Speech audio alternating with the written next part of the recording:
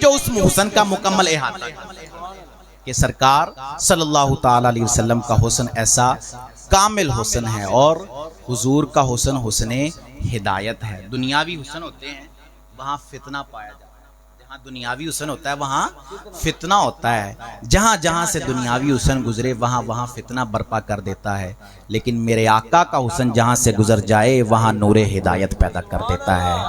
یہ حسن اللہ عز و جل نے حضور صلی اللہ تعالی علیہ وسلم کو، کئی لوگ صرف آپ کو دیکھتے اور دیکھ کر مسلمان ہو جاتے، اور کسی چیز کی اور کسی دلیل کی انہیں ضرورت نہ پڑتی، صرف حضور کا چہرہ ہی ان کے ایمان لانے کے لیے کافی ہو جاتا۔ ایسا حسن اللہ عز و جل نے آپ کو عطا فرمایا ہے۔ تو پھر جب ایسا نبی آئے، ایسے بہترین حسن والا نبی آئے، تو اس کی آمد کی خوشی میں ہمیں محفلیں کرنی ہیں، اس کی آمد کی خوشی میں جلوس نکالنا ہے، اس کی آمد کی خوشی میں محافل کے اندر شرکت کرنی ہے۔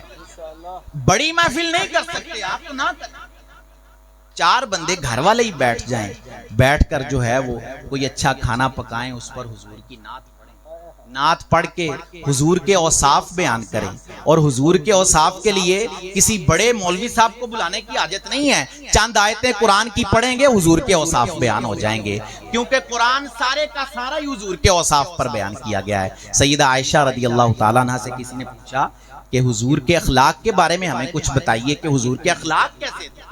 سیدہ عائشہ رضی اللہ تعالیٰ عنہ نے کہا، کیا تم نے اللہ کا قرآن نہیں پڑھا، رب کا قرآن نہیں پڑھا؟ رب کا سارا قرآن ہی حضور کے اخلاق بیان کرتا ہے۔ تو بندے کو جو ہے وہ حضور کے اوصاف کے لیے کو زیادہ جو ہے وہ محنت کرنے کی حاجت نہیں ہے۔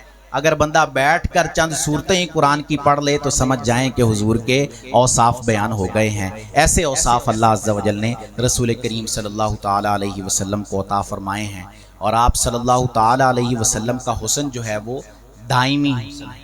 کیا ہے؟ دائمی، یعنی ہمیشہ رہنے والا۔ دنیاوی حسن ہوتا ہے، جوانی ہوتی ہے، جوانی کے بعد وہ حسن ختم ہو جاتا ہے، لیکن میرے آقا کو جو اللہ نے حسن عطا فرمایا ہے وہ کبھی ختم ہونے والا نہیں ہے، کل بروز قیامت۔ اور پھر حضور کے حسن کو دیکھنے والے کس مقام و مرتبے تک پہنچ گئے، حسن کے دیکھنے والے کس مقام و مرتبے تک پہنچ گئے کہ حدیث پاک میں رسول کریم صلی اللہ علیہ وسلم نے فرمایا، جس شخص نے مجھے دیکھ لیا اس کو جہنم کی آگ نہ چھو سکے گی۔ جس نے مجھے دیکھ لیا اس کو جہنم کی آگ۔ اور پھر حضور کا حسن جو ہے وہ برکتوں کو آگے بھی جو ہے وہ منتقل کرتا ہے۔ اسی حدیث پاک میں رسول کریم نے فرمایا، جس نے مجھے دیکھا اس کو جہنم نہ چھوئے گی، اور جس نے مجھے دیکھنے والے کو دیکھ لیا اس کو بھی جہنم نہ چھو سکے گی۔ یعنی صحابی کو دیکھ لیا، میرے حسن کا نظارہ کرنے والے کو دیکھ لیا تو اس شخص کو بھی جو ہے وہ جہنم کی آگ نہ چھوئے گی۔ یہ حسن اللہ عز و جل نے رسول کریم صلی اللہ تعالی علیہ وآلہ وسلم کو عطا فرمایا ہے۔ اور حضور کا حسن سب سے بڑی اس کی کیا بات ہے کہ یہ اپنے دیکھنے والوں کو صحابیت کے مرتبے پر فائز کرتا ہے۔ صحابیت کا مرتبہ کیا ہے؟ اب مثال کے طور پر اس کی مثال سنیں۔ ایک شخص اس نے حضور صلی اللہ تعالی علیہ وسلم کو دیکھا مسلمان ہونے کی حالت میں، اور فوراً پہلے کافر تھا بعد میں مسلمان ہوا، اور حضور کو دیکھا، اور اس کے بعد جنگ میں شرکت کی اس نے، اور جنگ میں شرکت کرتے ہی شہید ہو گیا اور اس دنیا سے چلا گیا۔ اب اس نے کوئی نماز نہیں پڑھی، اس نے کوئی حج ادا نہیں کیا، اس نے کوئی اور عبادات نہیں کی، اس کے پاس صرف ایک عبادت ہے، اور وہ کون سی عبادت ہے؟ حضور کے چہرے کی زیارت کرنا، حضور کے چہرے کو دیکھنا۔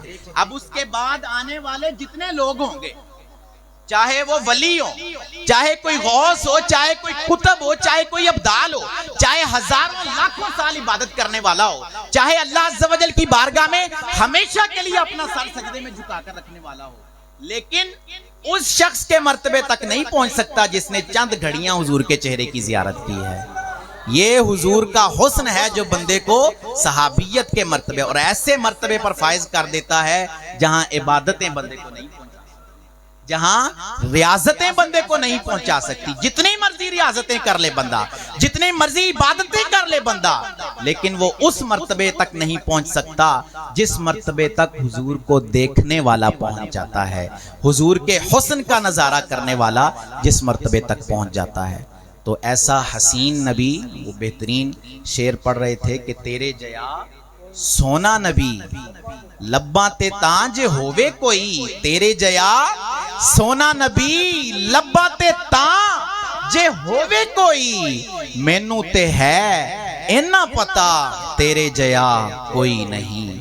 اللہ عز و جل سے دعا ہے کہ اللہ عز و جل ہمیں حضور کی سچی غلامی اور محبت نصیب فرمائے، آمین بجاہ خاتم النبیین صلی اللہ علیہ وسلم۔